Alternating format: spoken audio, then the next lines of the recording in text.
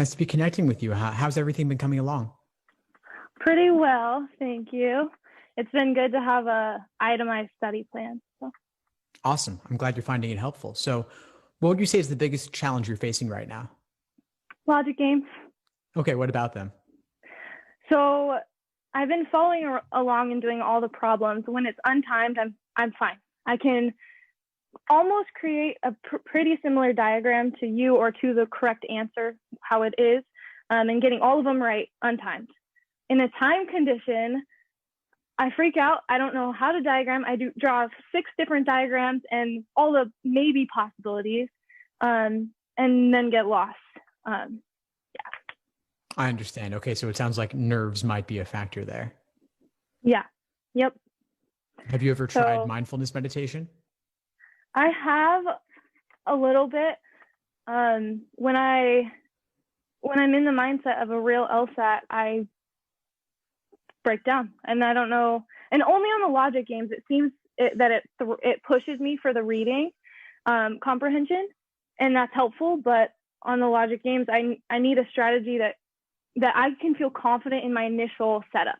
Once I'm confident in that, I'm good. I can just kind of, but I write 3 different initial setups and go, okay, is this how it should be? Is this the correct setup? So. I see what you're saying. So you're trying out 3 different ones and you're not sure which one is the most appropriate? Yeah. And then by the time I've done that, I don't have adequate time to answer the questions. So that's where I'm missing a majority of my points. Right, I see. So it sounds like you need a way to ensure that your initial diagram is solid, so you don't need to spend time double checking, triple checking, and drawing more than you need to. Yeah, or double checking the rules and going, hey, am I interpreting this correctly? Do I have the contrapositive correct? If there is, Yeah, I see what you're saying. Does it apply in this situation? Maybe not. So. Have you ever tried setup drills? As far as? Like for games, like where you would simply diagram the setup only, not even the questions. No, because I actually never, I always do the whole question all the way through. And usually I've been diagramming it out, answering the questions, and then checking them with your videos. And that's been really helpful, but I think I'm not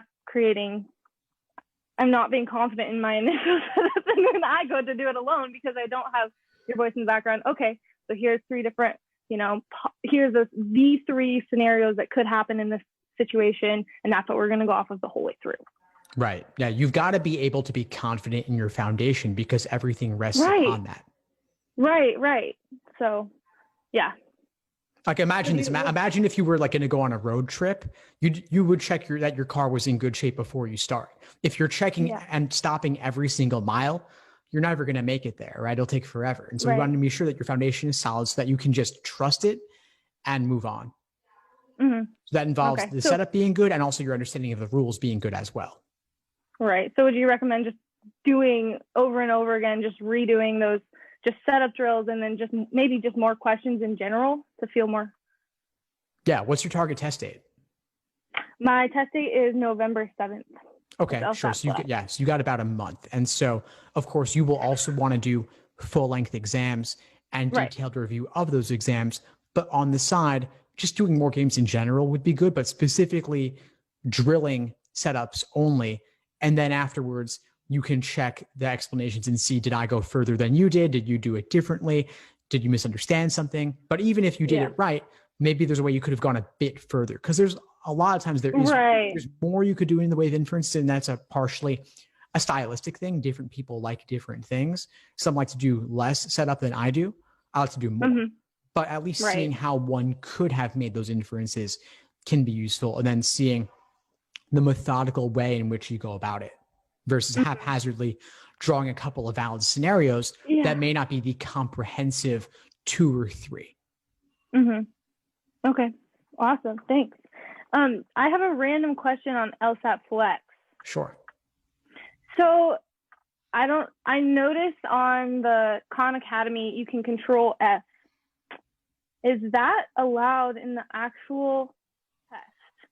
Yes, it is. Seriously? It is. Yep. Wow. I know, awesome, okay. right? Yeah, no, that's sweet.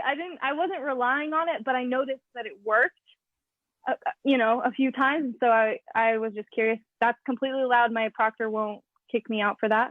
Correct. It's completely allowed. LSAC has confirmed that. And okay, so cool.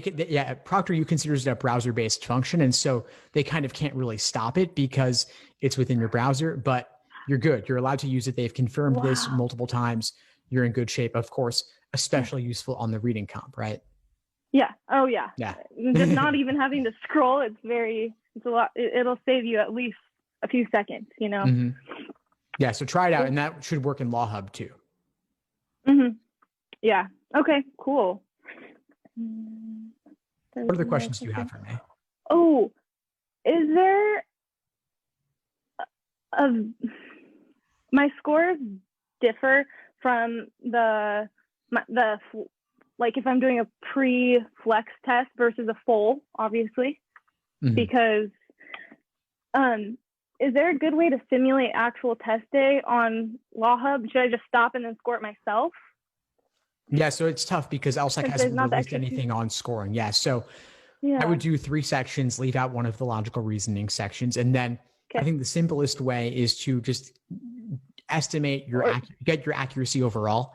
And so if your accuracy percentage, and then calculate what that would have been had it been 4 sections at the same accuracy rate. Okay. Awesome. Yeah. Cool. Well, thank you so much for all your help, and all the resources you put out are unlike many others. So that means a lot to me. I mean, I'm really glad I've been able to help. Before we sign off, what would you say is the biggest insight you got from our call today? Just being able to talk about random idiosyncrasies that are difficult for me versus in general, it's been cool. Even I've Googled the Control F thing, and that's just a simple thing, but I think just having someone, feeling like someone's there to talk to and go, no, you've got this. Here's how to do it, and you've got this, because confidence on the LSAT is a huge thing. I noticed for me and a lot of other people, and just the process of applying for law school, there's a lot of feelings of being alone and unsure. Is this the right option? Do I study this way? Do I put this on my resume? Do I not? So feeling like I could ask anything, and just having that one answer that it's gold. So yeah, that's what I would say. Awesome. Well, keep at it, and let me know if you need anything at all moving forward. I'm happy to help. Okay. Thank you so much for all your help. My pleasure, Emily. Take care. Thanks. You too. Thanks for tuning into the show. Please subscribe if you haven't done so already to be notified of new episodes as I release them. And feel free to reach out if you need anything at all as you move forward with your prep. I'm happy to help however I can. In the meantime, I'll wish you all the best and take care.